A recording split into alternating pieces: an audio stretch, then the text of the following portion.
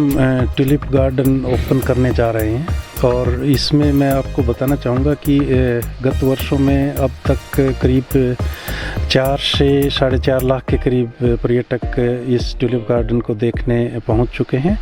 पिछले साल इनकी संख्या 1 लाख से अधिक थी और इस साल भी मैं आशा करता हूं कि पर्यटकों की संख्या इस स्थान पे 1 लाख से ज़्यादा रहेगी।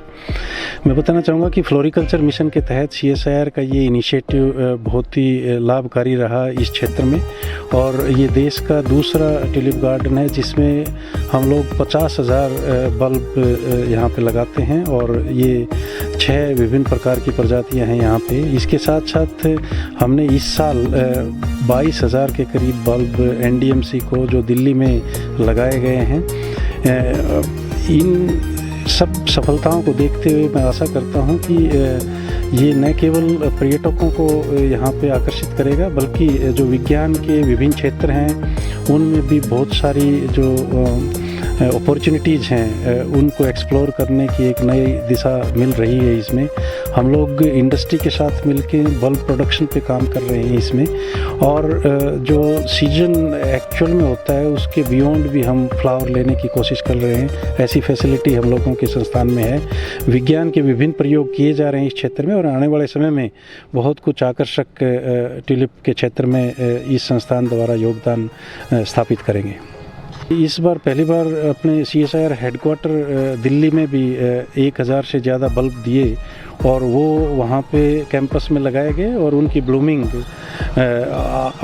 पिछले कल से शुरू हो चुकी है। वो भी आम जनता के लिए दिल्ली में खोला गया है। जो भी वहाँ पे विजिट करना चाहें वो 1 से 2 बजे के बीच में दोपहर के टाइम पे उसका आनंद उठा सकते हैं। तो सर यहाँ जो पर्यटक आना चाहते हैं उनके लिए क्या समय सारणी है, क्या छुट्टी के दिन भी खुला रहेगा? हम लोग ये पूरा ओपन रखेंगे।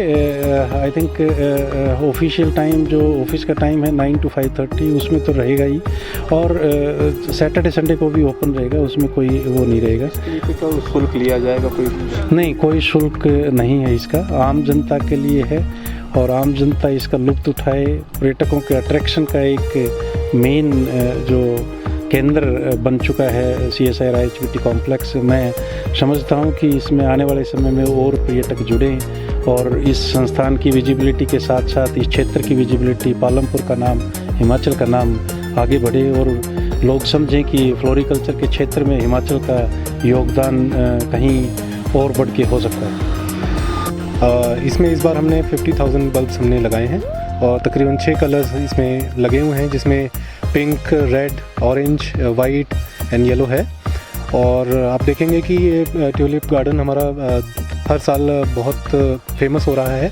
पिछले साल जैसे आपको पता होगा कि 1 लाख लोग यहाँ पे विज़िट्स किए थे जिसमें काफ़ी स्टूडेंट्स और जो पर्यटक थे काफ़ी इस गार्डन को विज़िट करने आए हैं। साथ ही साथ इसमें हम काफ़ी शोध कार्य भी कर रहे हैं जिसमें हम कम समय में इस ट्यूलिप में फ्लावरिंग ले सकें और फार्मर को सशक्त कर सकें, तो इसके बारे में भी हम काम कर रहे हैं।